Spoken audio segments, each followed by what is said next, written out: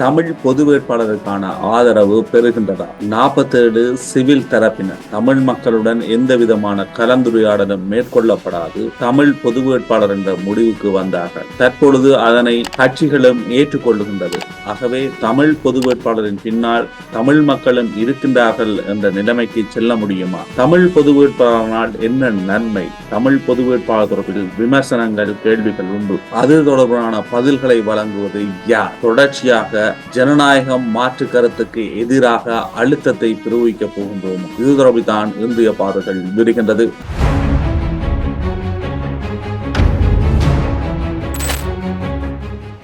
தென்னிலங்கையை பொறுத்த வரைக்கும் ஜனாதிபதி தேர்தல் ஒன்று இடம்பெறுமா இல்லையா, அதற்கு எதிராக ஏதாவது சதிகள் முன்னெடுக்கப்படுகின்றதா என்பது மிகப்பெரிய ஒரு கேள்வியாக இருக்கின்றது. குறிப்பாக 19வது திருத்தம் கொண்டு வரப்படுகின்ற பொழுது 6 வருடமாக இருந்த ஜனாதிபதியினுடைய பதவிக்காலம் 5 வருடமாக மாற்றப்பட்டது. அதன் பொழுது 3/2 பெரும்பான்மையுடன் தான் அந்த மாற்றம் மேற்கொள்ளப்பட்டது. ஆகவே 3/2 பெரும்பான்மையுடன் தற்பொழுது இருக்கின்ற ஜனாதிபதியினுடைய பதவி காலத்தை 6 வருடங்களாக மாற்ற முடியும் என்று கூறப்படுகின்றது. 3/2 பெரும்பான்மையுடன் தான் 19வது திருத்தம் நிறைவேற்றப்பட்டது. ஆகவே மீண்டும் அந்த திருத்தத்தில் ஒரு திருத்தத்தை மேற்கொள்வதற்கு 3/2 பெரும்பான்மை போதுமானது. ஆகவே 1 வருடத்தை ஜனாதிபதி தன்னுடைய பதவி காலத்தில் நீடித்துக் கொள்வதற்கு 3/2 பெரும்பான்மை போதுமானது. அந்த 3/2 பெரும்பான்மை என்பது நாடாளுமன்றத்தில் ரணில் விக்ரமசிங்கவுக்கு இருக்கின்றதா என்பதுதான் இங்கிருக்கின்ற மிக பிரதானமான கேள்வி. பொதுஜன பெரமுனவுக்கு அந்த 3/2 பெரும்பான்மை இல்லை என்கின்ற பொழுது ரணில் விக்ரமசிங்க எவ்வாறு அந்த 3/2 பெரும்பான்மையை பெற்றுக் கொள்ளப் போகின்றார்? ஆகவே அதற்காகத்தான் நாடாளுமன்றத்தையும் கலைக்காது அல்லது நாடாளுமன்ற காலத்தையும் 2 வருடங்களுக்கு தொடர்ந்து நீடிப்பது என்ற பேச்சு வருவதற்கு மிக முக்கியமான காரணம் என்று கூறப்படுகின்றது. ஆனால் இவை அனைத்தும் சாத்தியமா, சாத்தியம் இல்லையா? இது தொடர்பில் வழக்குகள் தொடுக்கப்படுமா? அந்த வழக்குகள் யாருக்கு சாதகமான தீர்ப்பை கொடுக்கும் என்பதெல்லாம் மிகப்பெரிய கேள்விகள். இது தொடர்பிலான விடயங்கள் தொடர்பில் ஆங்கில சிங்கள ஊடகங்கள் முதன்மைப்படுத்திய செய்திகளை பார்க்கக்கூடியமாக இருக்கின்றது. அவ்வாறு அங்கு இருக்கின்ற நிபுணர்கள் அது தொடர்பிலான கட்டுரைகளையும் எழுதி கொண்டிருக்கிறார்கள். தமிழ் மக்களை பொறுத்த வரைக்கும் இங்கிருக்கின்ற ஜனாதிபதி தேர்தல் விடயத்தில் எந்த நிலைப்பாட்டை தமிழ் மக்கள் எடுக்க வேண்டும் என்பதில் மிகப்பெரிய ஒரு சர்ச்சை சென்று கொண்டிருக்கின்றது. குறிப்பாக தென்னிலங்கை வேட்பாளரை ஆதரிப்பதா, தேர்தலை புறக்கணிப்பதா, தமிழ் பொது வேட்பாளர் என்ற முடிவுக்கு செல்வதா? எவ்வாறு ஜனநாயகத்துக்கு விரோதமானதாக ஒரு தேர்தல் நடத்தப்படாமல் இருப்பது செல்லுமோ அதே அளவு தூரம் தமிழ் மக்கள் தாங்கள் விரும்புகின்ற கருத்துக்களை தெரிவிக்க முடியாதவர்களாக அழுத்தம் பிரயோகிப்பது, ஒரு மனிதனுடைய கருத்து சுதந்திரம் முற்றாக புறந்தள்ளப்பட்டு ஒரு கருத்தியலை அனைவரும் ஏற்றுக்கொள்ள வேண்டும், அதற்கு எதிராக கருத்துக்கள் முன்வைக்க கூடாது, தங்களுடைய கருத்தியல் சார்ந்து தாம் போதிய தெளிவில்லாத சூழலில், ஜனநாயக முறைப்படி அந்த கருத்தியல் கொண்டு வராத ஒரு சூழலில் அது தொடர்பான கேள்விகளுக்கு அழுத்தத்தை பிரயோகிப்பது என்பது ஜனநாயக ரீதியில் ஏற்றுக்கொள்ளக்கூடியதல்ல. அது மிகவும் மோசமான ஒரு நிலைமையை அல்லது கருத்து சுதந்திரம் மாற்று கருத்துக்கு எதிரான நிலைமையை தான் அந்த இடத்தில் வெளிப்படுத்துகின்றது. அவ்வாறான ஒரு சூழல் தமிழ் பொது வேட்பாளரை எதிர்க்கின்ற தரப்பினர் மீது மிகப்பெரிய அழுத்தங்கள் அல்லது அவர்கள் தொடர்பிலான விமர்சனங்களை முன்வைக்கின்ற நிலைக்கு தமிழ் பொது வேட்பாளர் தொடர்பில் பேசிக் கொள்கின்ற தரப்பினர் செல்கின்றார்கள். தமிழ் பொது வேட்பாளரும் தென்னிலங்கையை ஆதரிக்கின்ற அல்லது தேர்தலை நிராகரிக்கின்ற போன்ற ஒரு நிலைப்பாடுதான். தென்னிலங்கை வேட்பாளர்களை ஆதரிக்கின்ற நிலைப்பாடுகளை எடுக்கின்ற பொழுது இந்த நிலைக்கு தமிழ் சமூகம் அல்லது தமிழ் சிவில் சமூகம் யாரும் செல்லவில்லை. தேர்தலை புறக்கணிக்கின்ற நிலைப்பாட்டை தமிழ் தேசிய மக்கள் முன்னணி எடுக்கின்ற பொழுது மாற்று கருத்துக்களுக்கு இடம் கொடுக்காமல் அனைவரையும் எதிரிகளாகவோ அவர்கள் மீது அழுத்தங்களை பிரயோகிக்கப்பட்ட வரலாறு கிடையாது. ஏன் இந்த பொது வேட்பாளர் என்ற விவகாரத்தை கையில் எடுக்கின்ற தரப்பினர் மட்டும் மாற்று கருத்துக்கள் அல்லது மாற்று நிலைப்பாடுகளுக்கு யாரும் செல்லக்கூடாது என்ற நிலைப்பாட்டை எடுக்கின்றார்கள் என்பது இங்கிருக்கின்ற மிக பிரதானமான கேள்வி. தமிழ் பொது வேட்பாளர் என்பது கொள்கை ரீதியில் ஏற்றுக்கொள்ளக்கூடியதா அல்லது இவர்கள் கூறுகின்ற போன்றுதான் எதிர்த்தரப்பினர் பார்ப்பார்களா? குறிப்பாக அவர்கள் கூறுகின்றார்கள் இது ஒரு பொது வாக்கெடுப்பாக பார்க்க வேண்டும் என்று. பொது வாக்கெடுப்பாக பார்க்க வேண்டுமாக இருந்தால் அதற்கென்று ஒரு கொள்கை ஒன்று அல்லது அதற்கென்று ஒரு கருத்தியல் முன்வைக்கப்பட்டு அதை ஏற்றுக்கொள்ளுகின்றீர்களா, அதை ஏற்றுக்கொள்ளவில்லையா என்ற அடிப்படையில் தான் அந்த வாக்கெடுப்பு இடம்பெற வேண்டும். அது சமஷ்டியாக இருக்கலாம், தமிழ் தேசியம் சார்ந்த எந்த நிலைப்பாடாக இருக்கலாம். ஏற்றுக்கொள்ளுகின்றார்கள், ஏற்றுக்கொள்ளவில்லை செல்லவில்லை என்பது நிலைப்பாடாக இருக்க வேண்டும். இங்கு அவ்வாறான ஒரு தேர்தல் இடம்பெறப் போவது கிடையாது. இங்கு இடம்பெறுவது ஜனாதிபதி தேர்தல். இந்த ஜனாதிபதி தேர்தல் என்பதனை உலகத்துக்கும் தெரியும், இலங்கையில் இருக்கின்ற அனைவருக்கும் தெரியும். அதில் இருக்கின்ற ஒரு கட்சி அல்லது ஒரு தரப்பு, ஒரு வேட்பாளரை கொண்டுள்ள தரப்பு மட்டும் அந்த தேர்தலை வேறு ஒரு விடயத்துக்காக பயன்படுத்த முடியுமா? ஒரு வேட்பாளர் அல்லது அந்த இனத்தை பிரதிநிதித்துவப்படுத்தி வருகின்ற ஒரு வேட்பாளர் தெரிவிக்க போகின்றார். எனினும் அந்த இனத்திலிருந்து தென்னிலங்கை வேட்பாளருக்கு சில பகுதியினர் வாக்களிக்க போகின்றார். அதே போன்ற ஒரு நிலைமை தேர்தல் புறக்கணிக்கின்றவர்களுக்கு ஆதரவானவர்களும் அந்த தேர்தலை புறக்கணிக்க போகின்றார்.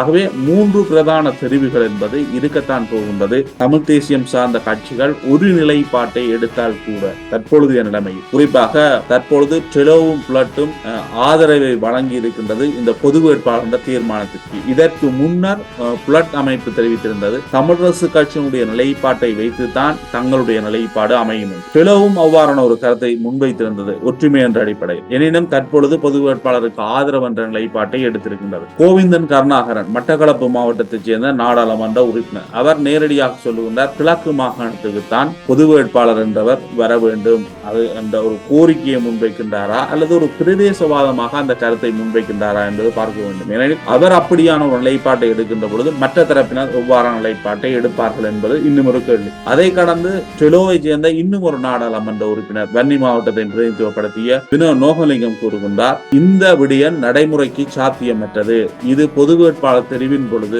பிரச்சனைக்கு உட்படும். அவ்வாறான ஒரு கருத்தை அவர் முன்வைத்திருக்கின்றார். ஆகவே பொது வேட்பாளர் என்ற விடயத்தை முன்னெடுப்பதற்கு, அதாவது சிவில் தரப்பு முன்னெடுத்த விடயத்தை அடுத்த கட்டம் தொடர்ச்சியாக பேசிக் கொள்வதற்கான ஒரு வாய்ப்பை இந்த டெலோ புலட் போன்ற கட்சிகள் வழங்கி இருக்கின்றன. எனினும் EPRLF முழுமையாக அந்த நிலைப்பாட்டை ஏற்றுக்கொண்டிருக்கின்றது. வணிகர் கழகங்கள் பொது வேட்பாளர் என்ற விடயத்தை ஏற்றுக்கொண்டு அதற்கான ஆதரவை தெரிவித்திருக்கின்றது. யாழ் பல்கலைக்கழகம் சில நிபந்தனைகள் அல்லது சில கோரிக்கைகளை முன்வைத்து ஆதரவை வழங்கி இருக்கின்றது. அதில் மிக முக்கியமானது 13வது திருத்தம் என்பதை முற்றாக நிராகரித்து இந்த பொது வேட்பாளர் என்ற விடயத்துக்கு அவர்கள் செல்வதாக கூறியிருக்கின்றார்கள். 13வது திருத்தத்தை ஏற்றுக்கொண்ட தரப்பினர் தான் பலர் இருக்கின்றார்கள். அது இருக்கின்ற ஒரு விடயத்தை முதலில் நடைமுறைப்படுத்த வேண்டும். அவ்வாறான கோரிக்கைகளை இந்தியாவுக்கு முன்வைத்திருக்கின்றார்கள். நான் நினைக்கின்றேன் அதில் ஒரு குழப்ப நிலை தோன்றலாம். ஆகவே இந்த அடிப்படையில் பார்க்கின்ற போது பொது வேட்பாளருடைய தேர்தல் விஞ்ஞாபனத்துக்கு முன்வைக்கப்படுகின்ற கொள்கை எது என்பது தொடர்பில் மிகப்பெரிய ஒரு விளக்கம் தேவைப்படும், மிகப்பெரிய ஒரு கலந்துரையாடல் தேவைப்படும். அது தொடர்பில் மிக சரியான புரிந்துணர்வு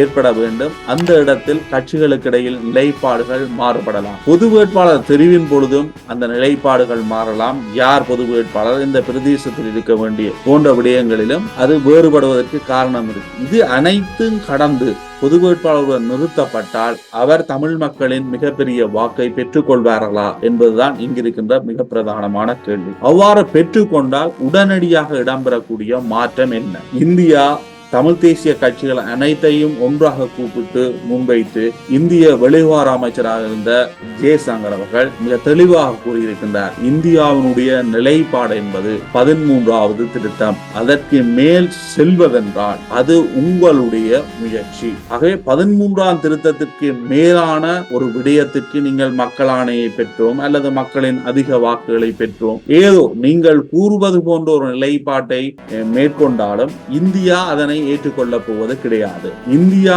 ஏற்றுக்கொள்ளாத அல்லது இந்தியா விரும்பாத ஒரு தீர்வை யாரும் தமிழ் மக்களுக்கு வழங்க மாட்டார்கள். இந்தியாவை தாண்டி தீர்வு சாத்தியப்படாது என்பதுதான் இந்த சிவில் தரப்பு அல்லது இவர்கள் எழுதிய 10 எழுத்துக்களின் மிக முக்கியமான கருத்துக்கள். ஆகவே 13ஆம் திருத்தம் என்ற நிலைப்பாடு இருக்கின்ற பொழுது இந்த பொது வேட்பாளர் 13வது திருத்தத்திற்கான மக்கள் ஆணையை பெற்றுக் கொள்ளப் போகின்றாரா? இந்தியாவை பொறுத்த வரைக்கும் 13 நிலைப்பாடு என்பதில் மிக தெளிவாக இருக்கின்றார்கள். அதில் மாற்றத்தை ஏற்படுத்துவதற்கு அவர்கள் தயாராக இருப்பதாக எந்த இடத்திலும் கூறவில்லை. அது இந்தியாவுடைய வெளியுறவு கொள்கை. இந்தியாவுடைய வெளியுறவு கொள்கை என்பது வடகிழக்கு தமிழ் மக்களின் வாக்குகளின் அடிப்படையில் தீர்மானிக்கப்படுவது கிடையாது. இதற்கு முன்னரும் தமிழ் மக்கள் மிக நீண்ட காலமாக அதிகார பகிர்வுக்கு சமஷ்டி போன்ற ஒரு விடயத்துக்காக தங்களுடைய மக்கள் ஆணையை வழங்கி இருக்கின்றார்கள். அது அனைத்து கட்சிகளுக்கும் வழங்கப்பட்ட ஒரு விடயம். எந்த ஒரு காலத்திலும் தமிழ் மக்கள் அதிகார பகிர்வு வேண்டாம் என்று கூறவில்லை. அதிகார பகிர்வை தொடர்ச்சியாக கோரி வந்த ஒரு இனம் மீண்டும் ஒரு முறை ஜனாதிபதி தேர்தலில் இவ்வாறான ஒரு கோரிக்கையை முன்வைப்பதன் ஊடாக இவ்வாறு வெளிநாடுகளிடமிருந்து ஒரு தீர்வை பெற்றுக் கொள்ள முடியும், அல்லது இந்த மக்கள் ஆணைக்கு ஏற்றுக்கொண்டு தென்னிலங்கை இந்த தீர்வை தரும் என்று நம்ப முடியுமா? இங்கு 51% வாக்கை பெற்றுக் கொண்டது மிக முக்கியமான ஒரு விடயம். ஆகவே தமிழ் மக்கள் வாக்களிக்கின்ற பொழுது ஒரு அதிகளவான வாக்குகள் பதிவு செய்யப்படும். அதிலிருந்து 51% என்ற நிலைப்பாட்டுக்கு செல்ல வேண்டும். ஆகவே யாரும் இங்கிருக்கின்றவர்கள் 51% நிலைப்பாட்டு 51% வாக்குகளை பெற்றுக் கொள்வதற்கு வாய்ப்பில்லை என்று கூறுகின்றீர்கள். ஆகவே இரண்டாவது விருப்பு வாக்கை வழங்க வேண்டும் என்பதை ஊக்குவிக்கின்ற முகமாகத்தான் இந்த பொது வேட்பாளர் என்ற விடயம் முன்வைக்கப்படுகின்றதா? அதே போன்று தமிழ் கட்சிகளால் அல்லது இலங்கையில் இருக்கின்ற மிக பிரதான கட்சிகளால் உள்ளூராட்சி சபை தேர்தல் நடக்கின்ற சந்தர்ப்பத்தில் முன்வைக்கப்பட்ட வேட்பு மனுக்கள் நிராகரிக்கப்பட்டிருக்கின்றது. இந்த தமிழ் பொது வேட்பாளருடைய வேட்பு மனுவும் நிராகரிக்கப்படுவதற்கு சாத்தியக்கூறுகள் இருக்கின்றது. இறுதி நேரத்தில் அவ்வாறான ஒரு நிராகரிப்பு இடம்பெற்றால் தமிழர் தரப்பினுடைய வாக்களிப்பு யாருக்கு செல்லும்? தமிழ் பொது வேட்பாளரின் ஊடாக உடனடியாக இடம்பெறக்கூடிய நன்மை என்ன? சரி, அவ்வாறான ஒரு உடனடி நன்மை என்று நீங்கள் ஒற்றுமை என்ற விடயத்திற்கு அப்பால் ஏதாவது விடயத்தை முன்வைத்திருக்கின்றீர்களா? தமிழ் பொது வேட்பாளர் ஒருவர் நிறுத்தப்பட்டு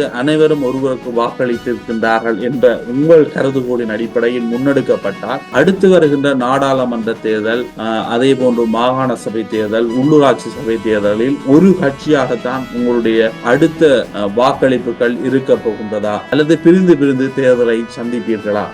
ஜனாதிபதி தேர்தல் இடம்பெற்று 3 மாதங்களின் பின்னர் மீண்டும் ஒரு நாடாளுமன்ற தேர்தலின் பொழுது பிரிந்து தேர்தலை சந்திக்கின்ற பொழுது அது ஒரு பிரிவை வெளிப்படுத்தாதா? இவ்வாறான கேள்விகளுக்கு என்ன பதிலை யாரிடமிருந்து எதிர்பார்ப்பது?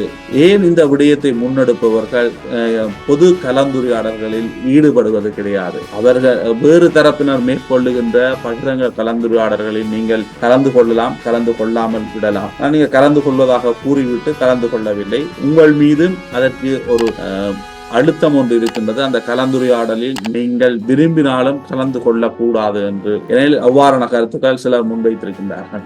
எனினும் நீங்கள் ஒரு பகிரங்க கலந்துரையாடல்களை நடத்தாமல் இருப்பதற்குரிய பிரதான காரணம் என்ன என்று ஒரு பார்வையை சந்திப்போம். நன்றி, வணக்கம்.